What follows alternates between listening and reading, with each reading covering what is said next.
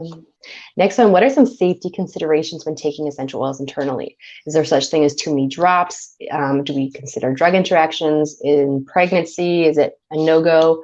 Also with children, what can you share with us? Yeah. So the generally accepted dosage, because in with internal use, we talk about dosage versus dilution, right? So dilution is like 2.5% dilution in 30 mils of some type of carrier, be it oil or cream or something like that. But when we're taking essential oils internally, we talk about dosage. And dosage is anywhere, like on a simplistic level, it's 1 to 3 drops 1 to 3 times a day. And most essential oils fit fine in that category. There's not any one that I would say, well, even less than that because it's this oil. I mean, generally that's the standard dosage. And that works out on a technical level. 1 drop is equal to about 25 to 28 milligrams, right? So 25 to 28 milligrams. And we can actually go up to 25 to 75 milligrams 1 to 3 times a day. Okay. And it's more like intentional, right? Like it's not like long-term. That would be more of a short-term thing. Is that correct? Correct. I mean, that's a pretty low dilution. When I was writing the course or our course years ago, I did a lot of research into the, kind of the French approach, or how medical doctors in France are using it, or not medical doctors, but aromatic medicine practitioners. And dosages can go really much higher than that. So this is, to me, this is kind of, the most you would want to do without any type of education. And you want to always make sure there's no contraindications. So as far as drug interactions, there's not a lot about this. There's a lot of speculation, but there's not a lot of factual information. And when I was researching in kind of French publications, they just were not finding that there was a lot of interactions happening with, in France, you can buy over-the-counter medicine. You can buy capsules, for digestive upsets or for insomnia. And so, it's I don't know how common, but it's fairly common compared to here for people to be taking over-the-counter medications that have essential oils in them. There are, of course, potential drug interactions which are known, like wintergreen, cinnamon bark, anise. Anything that's trans-anethol rich should not be utilized internally if people are on anticoagulant medication or they have a bleeding disorder like hemophilia. So another one would be like cinnamon bark should be avoided if someone has is on diabetes medication. And then ginger and cinnamon bark typically should not be used internally if they have a duodenal ulcer. So those are some of the contraindications. As a practitioner, I'd really want to understand what medications each person is on, how much they're taking, and how I could complement if the internal use of essential oil seemed appropriate. Yeah. As far as pregnancy goes, in general, we tend to say don't use essential oils internally during pregnancy. But, all of us are consuming essential oils all day long in the different food products that we're eating, sodas that we're drinking. Do you know that a lot of the kind of GRAS limitations come in to play, because it's the small amount is all you need to flavor something, but also it takes into consideration all the products a person might potentially eat in one day, and therefore how much essential oil or a particular chemical family they may be consuming.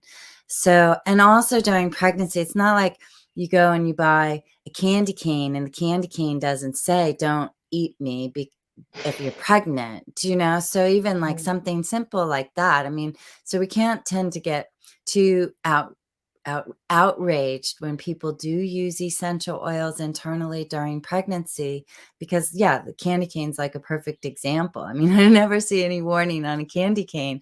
And if you're like me, I eat like 5 candy canes all at once. So it's like a lot of peppermint. That's like me too.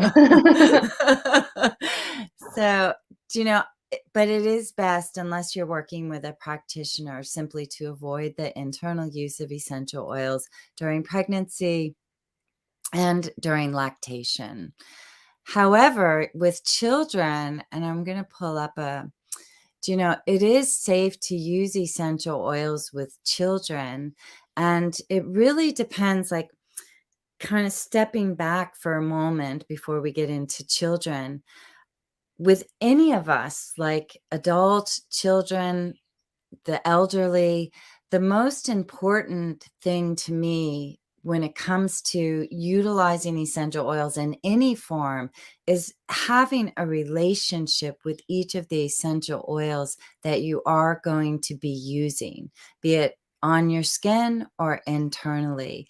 And then beyond that relationship with the actual essential oils is having a relationship with your own body and an understanding of your own health, right?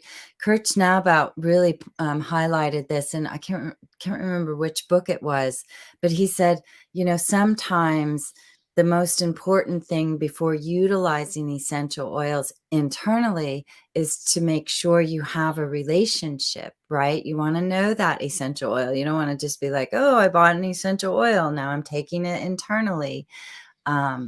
So relationship is really important. And I know, being a mom, I raised my son on essential oils, hydrosols, and herbal remedies. It's like you have to observe the constitution of the child that you are working with, but they can be used internally. In fact, in France, and I didn't do this with my son. I did do rectal thermometer a couple of times, but the most common form of application in France for children, even infants, is actually through rectal suppositories at very low dilutions. So again, that takes a little bit of training. So I would say, just for our conversation, for children 5 and above, it would be safe to use essential oils internally for specific reasons, right? Where there's a digestive upset, poor gut flora, you can use essential oils. You can even put them in like probiotics, excess gas, a stomach ache, digestive spasm. And the typical dilution is very similar, where we're using, or dosage rather, is 1 to 3 drops up to 4 times a day. Again, that's still considered a low dilution relative to, high dilution, say for something like an acute condition. So why we would want to use them with infants or young children, we also need to understand, is this the best method? Is this the best method to deal with what is happening, to help relieve digestive spasms or excess gas? It's so much easier actually just to apply the essential oils like a 1-to-1, like 1 drop phenyl to 1 drop carrier, and rub it on the stomach than internal use. So, but for older kids, say 5 and above, if they can eat capsules or drink, swallow capsules, that might be a great way to use them for kids, or on a sugar cube. Or I know with my son, when he was younger, probably about 6 or 7, I would put like a drop of lavender and a teaspoon of honey and stir it up. And that was easy, because honey, I mean, most people like sweet. So sweet and honey, they go together, and it makes it easier to take the essential oil internally. Honey also has its own kind of therapeutic properties, like it's antimicrobial. It's like a humectant, so it's moistening to the tissues, like if you have a dry throat and you take cypress internally. Trying to think of what else.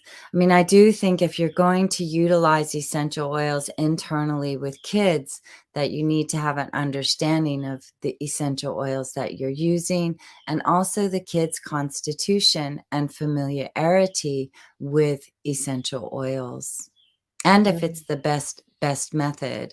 But I do think they can be used even for emotional issues, you know, just feelings of frustration or irritability.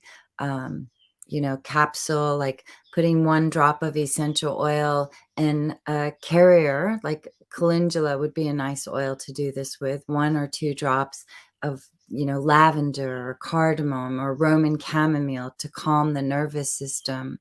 You could put it in honey. You could put it on a sugar cube. Just easy ways to, you use them for kids. And I like what you said, like honey really sweetens things up. Like one thing I like for digestive when I really have bad issues that even topical usage doesn't help, there's this blend I have with fennel. So then that fennel with the honey is like perfect. Yeah, right? It is. It's great. Yeah. Yeah. And I also liked how you mentioned with the kids, when you're using it internally, it's for a specific purpose. Because I see a lot of people that will just give their kids essential oils internally daily for no reason. That's when I'm kind of like, I'm not sure what I think. Yeah. I mean, you know, like I said, we are all taking in some essential oil each day through our food. And so, you know, or let's say digestive bitters. If you take digestive bitters, say like a company like Urban Moonshine, they have essential oils in all of their digestive bitters. So you would use digestive bitters pretty much every day. I mean, often most people don't, right? They'll forget a day or take a day off, or but taking it every day, I'm kind of forming my opinion as well. Taking it every day for no purpose, I wouldn't be able to justify. Yeah. Would you say that even for adults and kids alike? Yeah. Okay. Yeah. Okay. We kind of started answering that question, so I put it on the screen. So next, why aromatic honey? Why is aromatic honey special?